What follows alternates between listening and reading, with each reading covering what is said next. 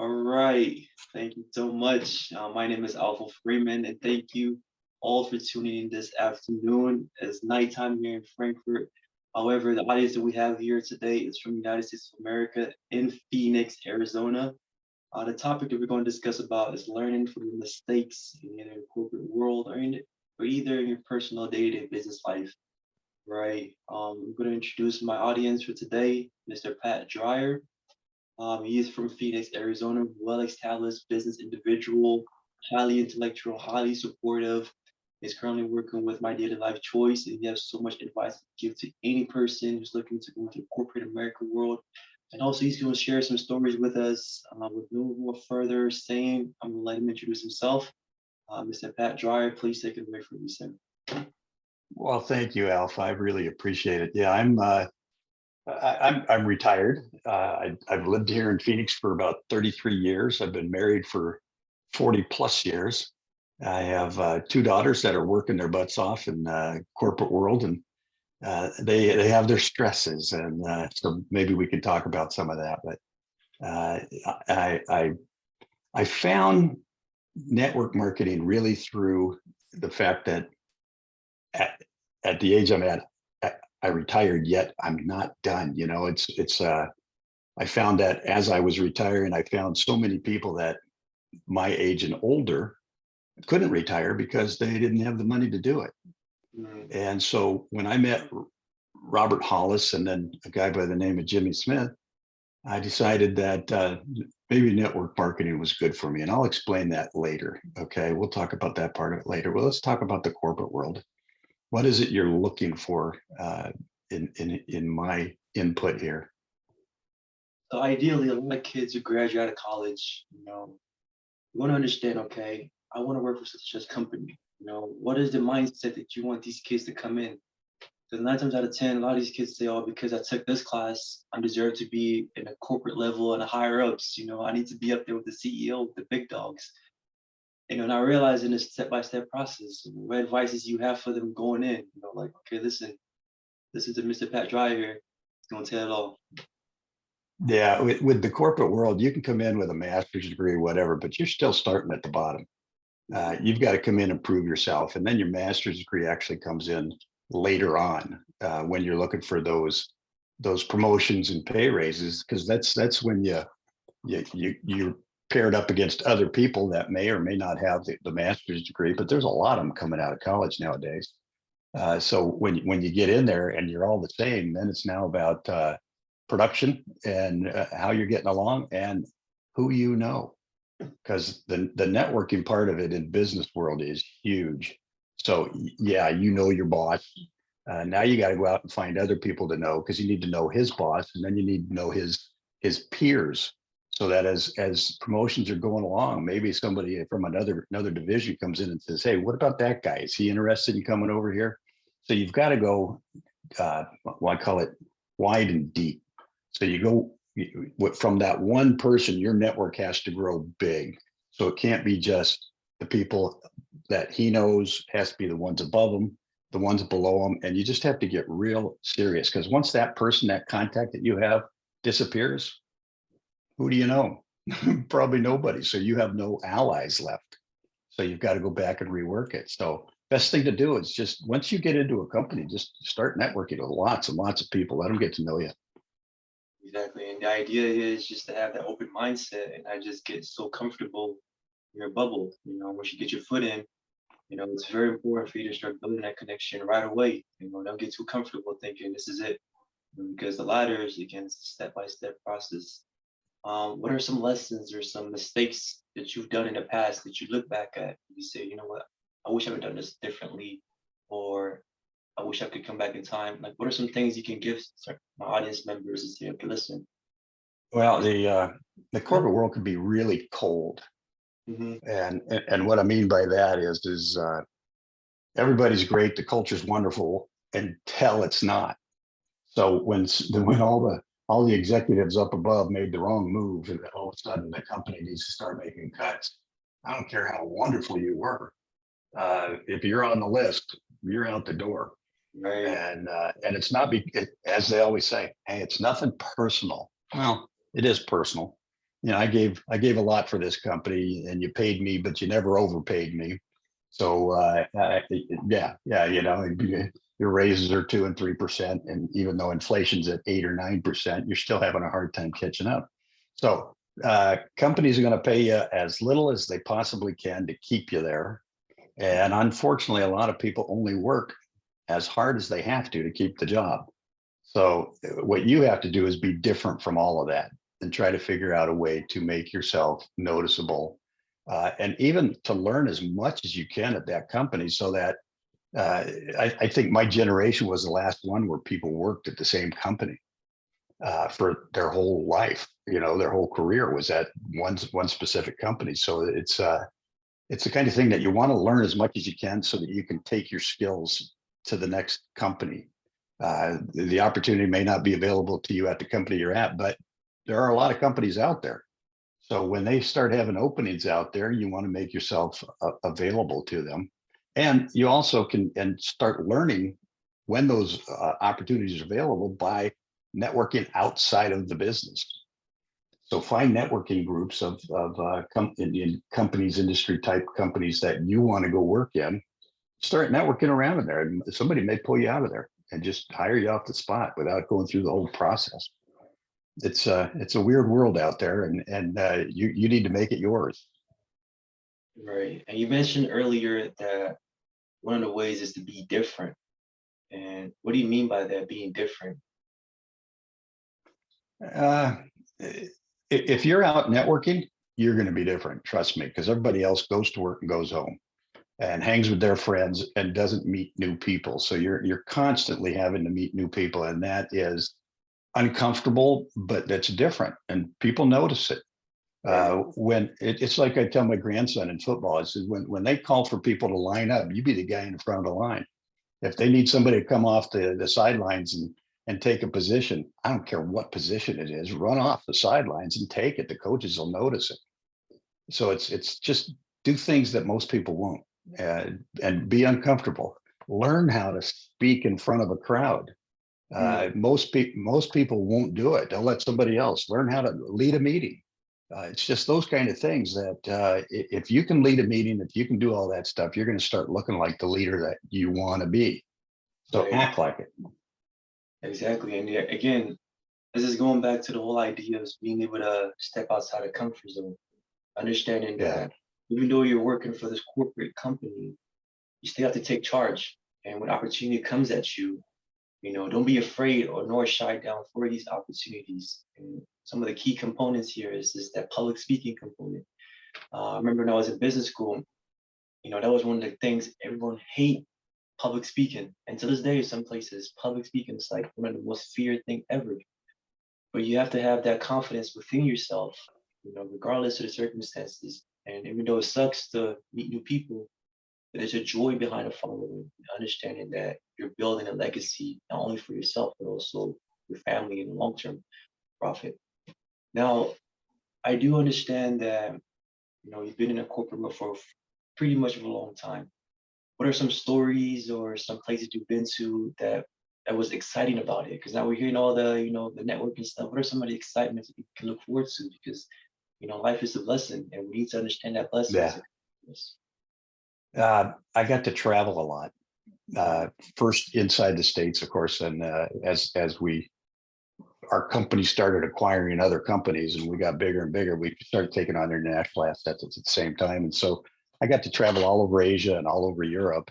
And it was a whole lot of fun in the beginning, but then it got old after a while, and you realize that it's the airport, the hotel, and the office, and that's pretty much where you go. And the only thing that was really different was the hotel room. And you're going to crack up. It was either left-handed or right-handed. What I mean by that is when you walk in the door, the wall is over here and the room is over here. So you walk past the bathroom into the living area, or it's the other way. You walk in here and it's all over there. And that's the only thing different about it, unfortunately. Otherwise, the business meetings are business meetings. You might have to have a translator in there, but those can get pretty dicey sometimes too. We had one time where we were in Tokyo, and the the guy that was the boss of the group was out of Australia. And so we had traveled up there to have some meetings. And the engineer that was there, we had a translator in between it. And she was saying what the Japanese guy, the engineer guy was saying. And then obviously the guy out of Australia was speaking English and the translator was doing that. But most people in Japan know how to speak English, okay? So, but they are embarrassed to use it because it doesn't come across perfect. But so anyway, it started getting nasty, and finally the interpreter goes, "I forgot how to speak English." So I don't want any part of this thing because the guy from Australia says, "Will you tell him he's going to do it my way, or I'm going to sack him?" And yeah, it got ugly for a minute. Oh, man. But and we had a meeting out there. Here's a funny one. We had a meeting out there. We were on the 4th floor of this place, and I'm looking out the window as we're waiting for this guy to come in. And so when we go back downstairs and we meet with our translator that had brought us over there, and we were meeting with an English guy, but I asked her, I said, "What's that beautiful park that's outside the windows up here?" And she goes, "Park?" And I said, "Yeah, all these beautiful park trees and buildings and grass." And she goes, "The Imperial Palace?" We were right next to the Imperial Palace. I'm calling it a park. Yeah, it's always like that. Yeah. So, no, there's a lot of fun that goes along with it. And you have some dinners. And if you're there for the weekend, you go out and be a tourist. So, but it takes you away from your family. So, Was definitely that's the downside sometimes. What are some yeah. because obviously, the company allows you to travel and meet people and it gives you a different perspective of the world around you. What would you say for someone who's looking forward to doing the following also wants to get into that field of international business and travel all around the world and just, experiencing something new? Mm, I'm not sure how you would get that job, honestly.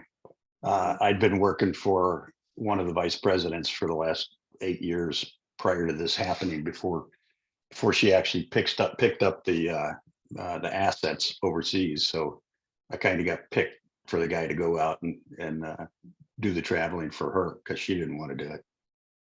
So I'm not sure, to tell you the truth. You just have to be in the right place at the right time and know the people. Again, you've got to be networked enough that they trust you to do these things for them. Mm. So how were you able to climb up the ladder throughout the course of the time period? Like, what are like the step by step or like the years it took you to get to the position that you were in when you finally decided to, retire? Uh, it's a process, but I'm not sure I could put a deal on it. I mean, it's one of those things where if you want that job, go for it. Make people realize that you want it before going, and you never know. It's the unfortunate part in a corporate world. For you to go up, somebody has to go out. Somebody's got to disappear, or they have to make a new position up there. So the company's got to be growing like a weed.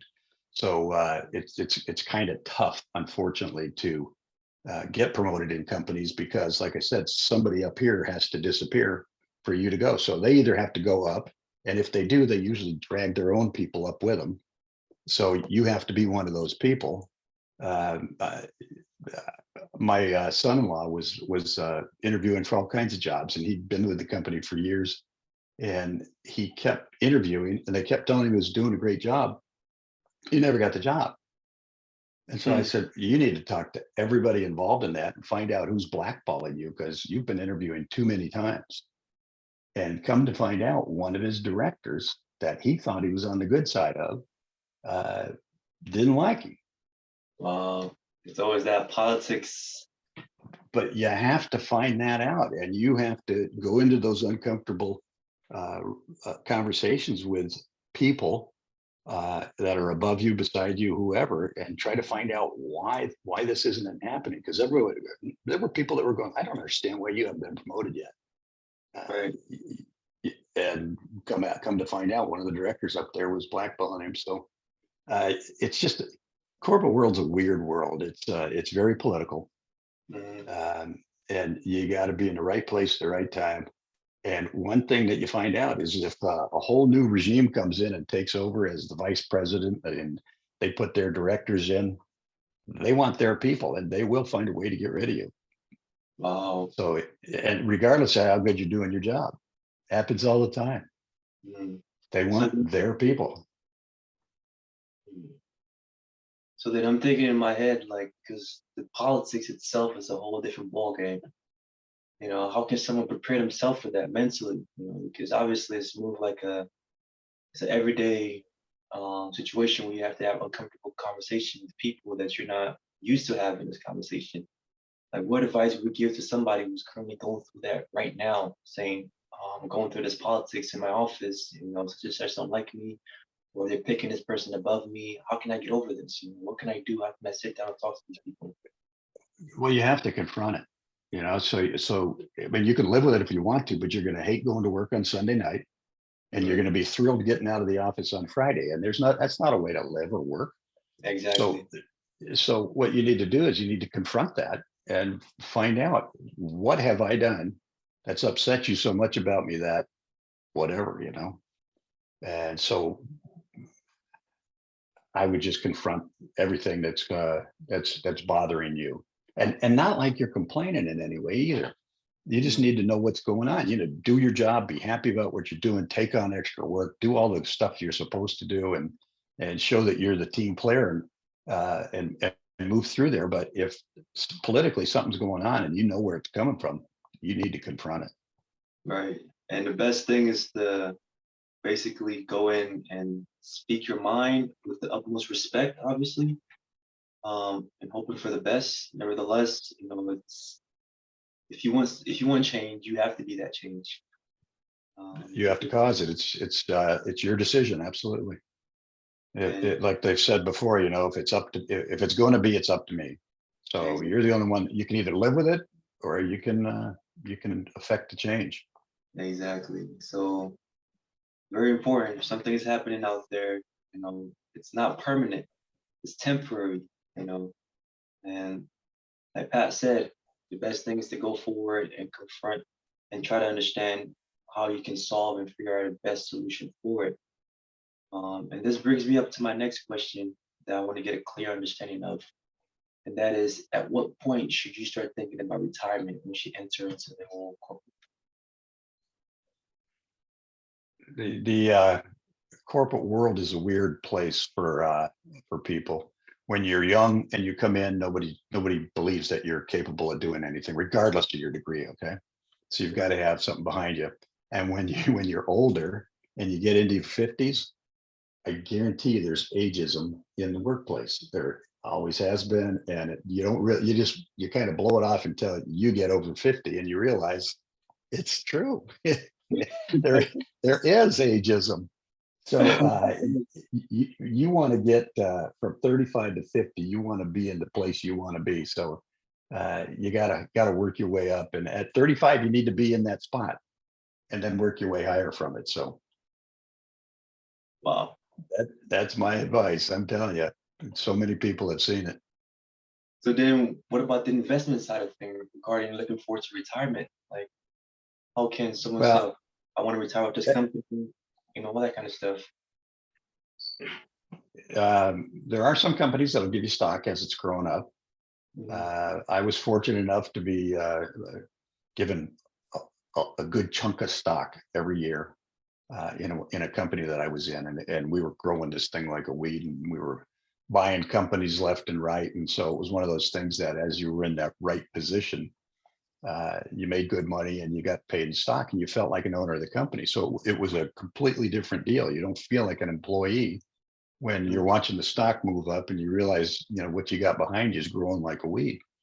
Mhm. And of course, at that point, you're also funding your retirement account. Um, I don't know, they call it different things in different places, but here it's the 401k in the US. I know it's attenuation and something in Australia and something different else, maybe somewhere else, but there's very few pensions with companies anymore. So you have to put your own money away and make it work.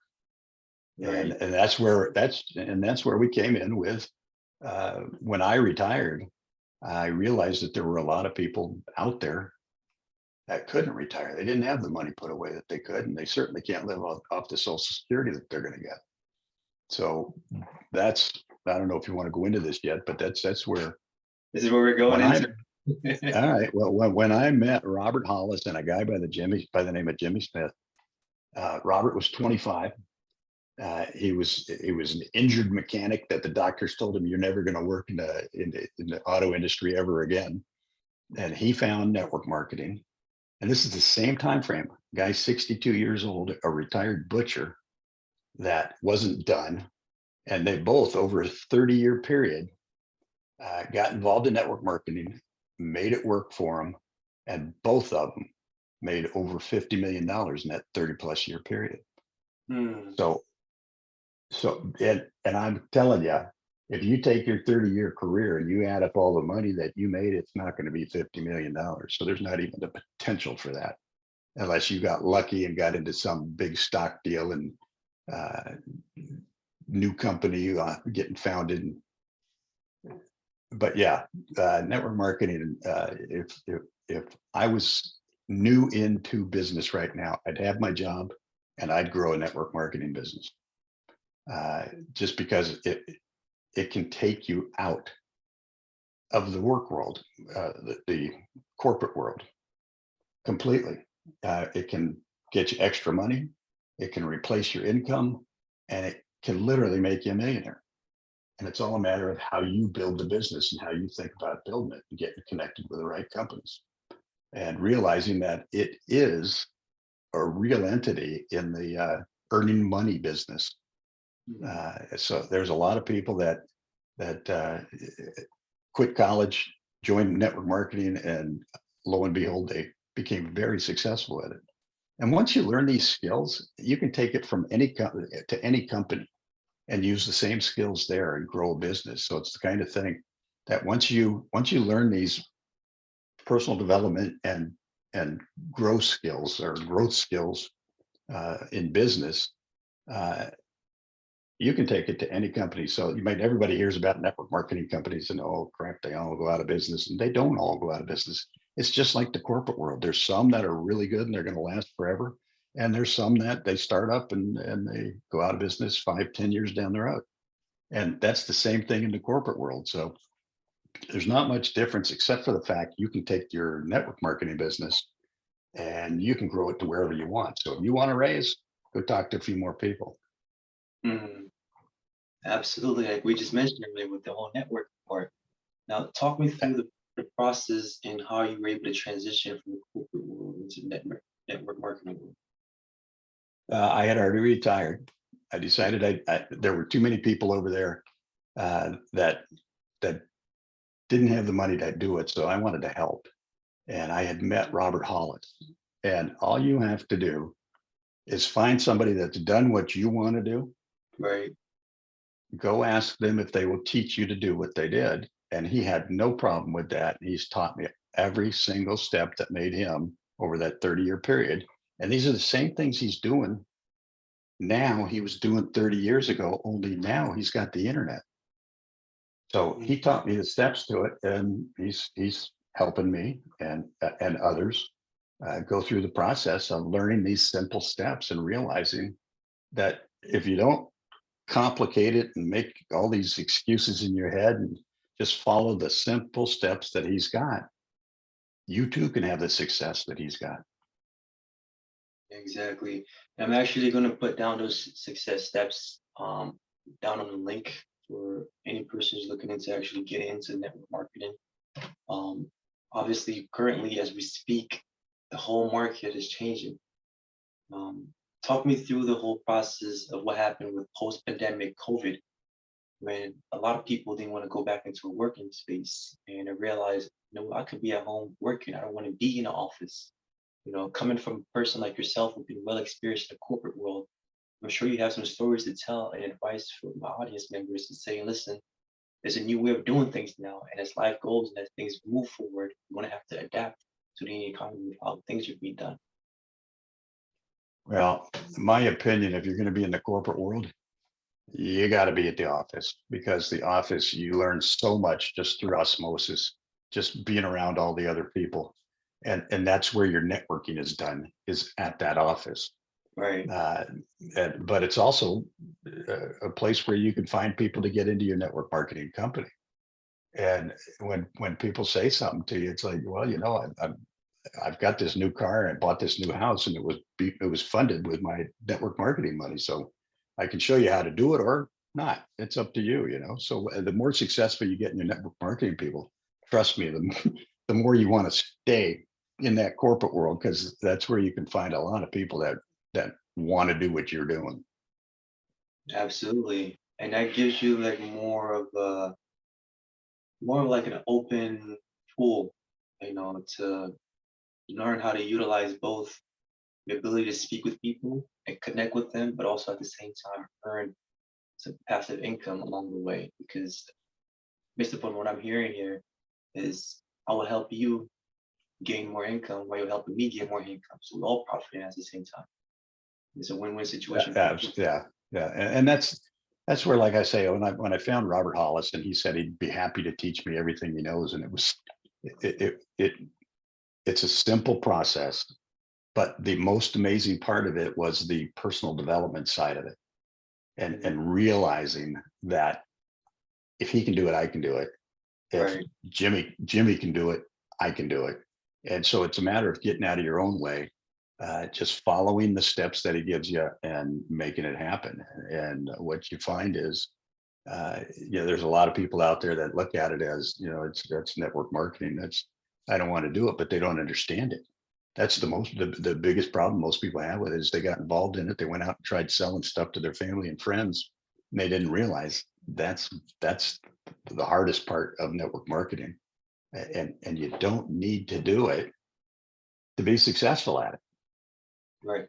So what would you say to those people who are a bit confused or have a sense of misunderstanding and they're just doubting themselves, saying, "Oh, I can't do this. This is too much for me. I have work. I have this to juggle. I have so many things. I don't have time for this." Like, what is your advice to them? Well, all of that is just excuses. If you really wanted to do it, you'd make the decision to do it, and you would do everything you can to get there. You'd shut the TV off. You'd get rid of the naysayer friends. You'd do all the studying you can to get there. You'd learn the skills, and you'd put them into practice. The personal development side of this. So they say that this is really, network marketing is really a personal development class with a compensation plan attached to it, because there's a lot of personal development in it, because there's so much to do with the mind when you're Right. doing business for yourself. And what you've got to realize is that you're as good as anybody out there. You can do anything that they can do. If it's been done before, it can be done again, Mhm. and you just have to follow the simple steps to get there. So it's one of those things that people usually get in their own way. They make excuses. They have bad habits, Mhm. things they need to change and don't want to change. So it's up to them to get it done. If they really want it, it's there for them. Exactly. Because I guarantee you, if they wanted that job, if they wanted that degree, if they wanted it, they went for it and they got it. And they did anything they had to make it happen. It's the same thing with going into business for yourself in network marketing. Only you don't put $500,000 up to get it. Exactly. So obviously, when we first start out, it's not going to be all sunshine and rainbow, But if you keep going at it, eventually, all the no's are going to turn into yeses. And it's just having that perseverance, as Mr. Pat is saying here, to not giving up. If you want something, go get it. Most Burn the importantly, boats. I do want to understand one thing here, and that is the mental aspect of being able to juggle both the network marketing and also the corporate world. Like a lot of people are also talking about mental health issues. That's one thing I want to tap into right now as we speak. What would you say for someone who's juggling that right now, saying, you know what, my mental health is not stable because of the environment that I'm working in, or I'm affiliated with such and such company, but because of the environment, it's not allowing me to progress. Like, what advice do you have for anyone who's going through that as we speak? If it's just hurt feelings and everything, you need to just get over it. But I don't see. I don't understand a lot of the mental health part of it, unless it's actually like schizophrenia and you've got a real problem with with chemicals in your brain, and it makes you think different and do things that you shouldn't be doing. That's a different story. But a lot of the mental health issues that we have right now are just people feel not respected, or people don't like me, or whatever. And you just have to love yourself first. And once you love yourself first, and you're grateful for everything you have, and your whole life will change if you do that. And the mental part of it will disappear, because your head will be so full of positive things. And Exactly. there's ways to change the bad with the good, and you just have to recognize it and do it. But that's all a part of the personal development that anybody can go through if they want to. There's a lot of good books out there. There's a lot of good programs out there, all free. That'll get them in the right mindset, and that's really what it is. And I don't care what your past was. You can change the way you think of things, Mm, and your mental state can change too. So they they want to give you a pill for everything, and it used to be that there were never any pills on our counters. And so as we got older, had kids and everything, all of a sudden you're finding pharma's taken over, and psychology's taken over, and mental health problems, and all this other stuff. And so I don't know that it's, if you're in a bad mental state, you can change that just absolutely. with different thinking. So I'm trying to be nice. uh, No, it's okay, because the a, thing sometimes being honest and being upfront is just, some people have to just take it that way. It's just, it can be all cookie cutter. well, a lot of people have learned to be victims, Mm, and they're good in that. I mean, I even know people, if they didn't have misery in their life, they wouldn't be happy. And and that was my mom, unfortunately. If she wasn't talking about the past and all the bad things that happened, she wasn't real happy about things. So I mean, it was, you could get her off it, but there are people that live in the past. They're victims of everything. And if you can concentrate on living in the present, the past is the past. I don't live there anymore. right. And moving yourself forward, and practicing gratitude in the morning and then at night before you go to bed, and Mm, just write, like 5, 10 things down in the morning that what you're grateful for, and do the same thing at night. It's like as simple as the air that I breathe. right. What am I grateful? The air that I breathe, the fact that I'm on a call with you. You're in Germany, I'm in Phoenix. How does that happen? But here we are. And so there's all kinds of things that you can do to change your mental state, and quickly too. Uh, so if you're feeling mentally unhealthy or unstable or whatever, I mean, if it's, I'm going to pick up a gun and shoot something, that's a different story. That's a bigger problem. But if you're just feeling like you're being disrespected, and everybody's out to get me and that kind of stuff, that's yours to change. And it can change so fast. It's not even funny. There's lots and lots of good books out there. There's lots of programs, and I've given you some of them even.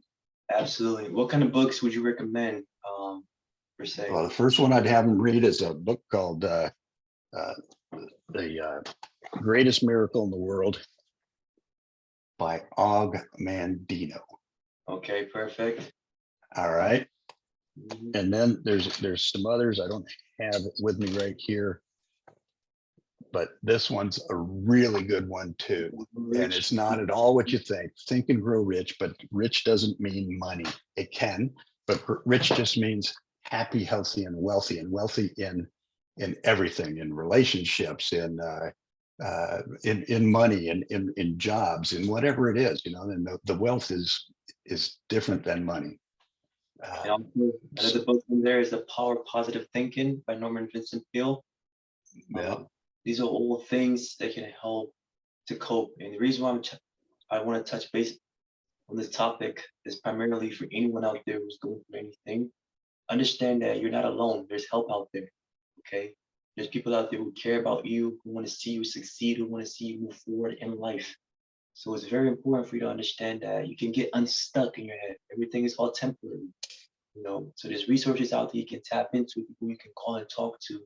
Most importantly, you have to move forward, not stay stagnant. Nevertheless, Absolutely. You can't live in the past. You have to live in the present and know that the future is going to be better.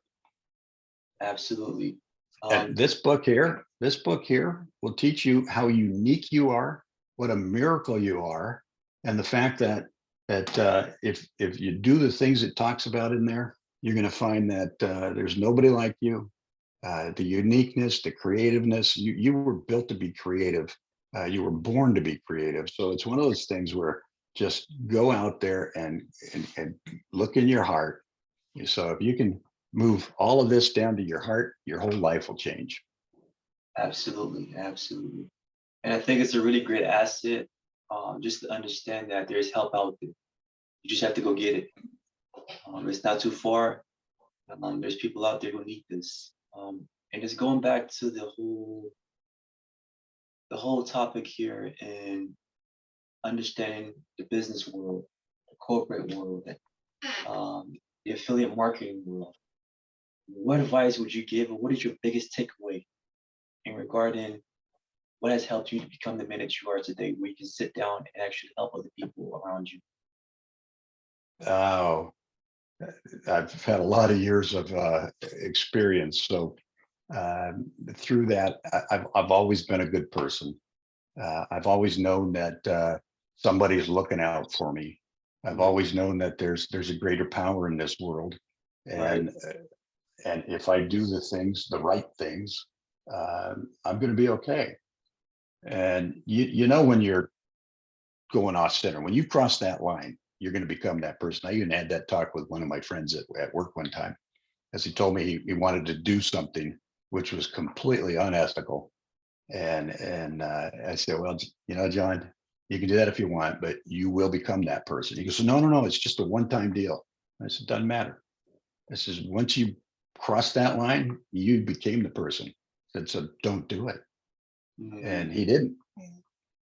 Uh, so just you know when you're doing the things right or wrong. So just turn the right way.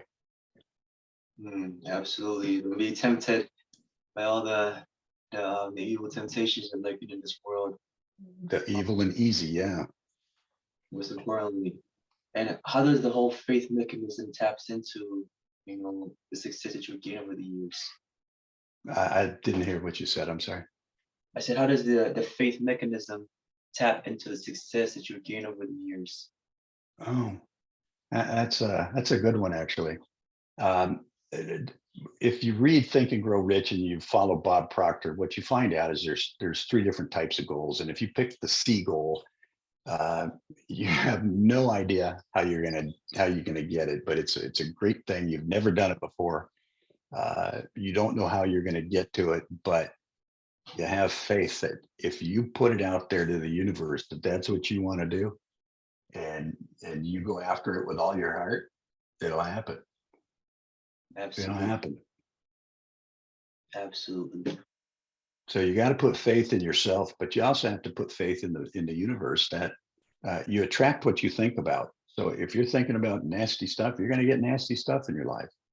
Mhm. If you're thinking about something that's so much bigger than you that you have no idea it's going to happen, but it's what you really want, you'll find the people that will teach you how to do it. You'll find the ways to get there. And believe it or not, it will be attracted to you. It's So the true. universe takes care of you That's and it true. gives you everything you want, good That's or true. bad. So most importantly, be careful what you think about. And Oh, absolutely. that is true. You become what you think about. And your thoughts becomes reality, words which you speak. So be careful of what you listen to, what you hear, or what you see. Um, Most importantly, treat others the way how you want to be treated. Because nevertheless, it's going to come back in return. Absolutely.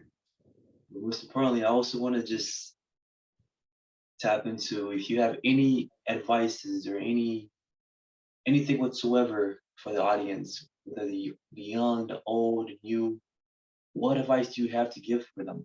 in today's business world, in today's world that we're living in 2023, with so much going on with technology, with all these things, what do you have to say with all the experience that you have over the years? How can you look forward to saying, okay, this is what I have to say to this new generation or my generation per se? If it was my generation, it's people that are kind of stuck and uncertain about their future, whether they're still working or they're retired and just don't have enough. Find something to do, and network marketing is an amazing opportunity. Mm, And I say the same thing for people just getting into work or even in college. Find a way to get into it and find a way to learn the skills, because you're going to find the corporate world is going to bang you around, and network marketing can bang you around too. But once you learn the skills in there and you get in the right place and you meet the right people, you'd be surprised how much you attract, how much good you attract, and the changes that you'll make in your life. Again, it's a lot about personal development. But yeah, if I was my age, I'd start reading these books, and I'd get into network marketing and figure out how to make it work. Because not only does it make you more money, it keeps your mind and your body in shape. And yes. then as far as people just getting into college or out of college and going into the work world, um, your first job out, you're not going to like. Yeah, I mean, even these guys that get out with finance degrees and want to be in banking, first thing to do is they throw them in the call centers. And who wants a call center job? And I just graduated with a master's degree, for crying out Mm, tell me about loud. it. So it's that kind of stuff. And so if you can always have something going on, your plan B, if you will. And I learned that in my 30s, was you always had to have a plan B. Because I had one time where the company took off and I got stuck and lost my job, and didn't have a plan B, and had to figure out how to make it work. And so the next time I had a plan B. And so if something happened, I was ready for it. And it even got to the one point where my plan B became my plan A. And then we had a different plan B. So it was different in the way we did things. So I would always have something else going on the outside. I would always have a second type of income if I'm in the corporate world. You might want to think it tears you away from your main source of income, but you can always find a way to make it work if you want to. That's true. That's true. It's very important to actually understand that. Always gotta have a spare tire. You never know where your tire's gonna run out in a Yeah. moment. But So if you see somebody that's doing something that you really like and you realize that he's making a lot of money doing it, do it. ask him what he does. Go ask him, hey, can you tell me what you're doing? Mm, And can you teach me what you're doing? that's true. That's true. Yeah. And that's like the part a lot of people tend to forget. Just ask for help. Well, there you go. The majority of people are willing to help. All you have to do is reach out. Just ask.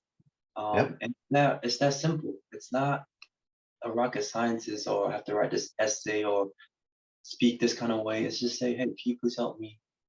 Show me what you're doing, teach me. Over the years, most people are willing to do that. And that's the reason why I'm able to have you on my show, because I asked, to bring you on here. I asked to speak with all so many people. It's just stepping outside of your comfort zone, doing things that you're not comfortable with. 9 times out of 10, most people actually want to help you with all these things. And that's the great things about it. That's the great part about it. Yep. But Yep. But networking, big time. Got to network. You got to learn to meet new people that you never met before, and be good with it. Enjoy it.